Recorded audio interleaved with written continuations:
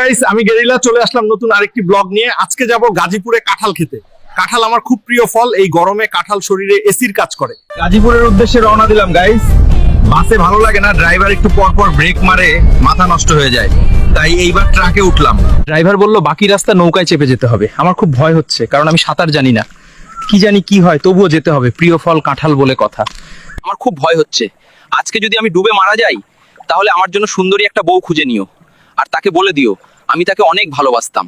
যাক বাবা, প্রাণে বেঁচে গেলাম। অবশেষে চলে আসলাম গাজীপুরে। ওই যে কাঁঠালের বাগান দেখা যাচ্ছে, বিশাল বড় বড় কাঁঠাল গাছ। পাকা কাঁঠালের ঘ্রাণে চারপাশ ছড়িয়ে গেছে। একদম ফরমালিন মুক্ত গাছে পাকা কাঁঠাল, সেই স্বাদ পুরাই জোস।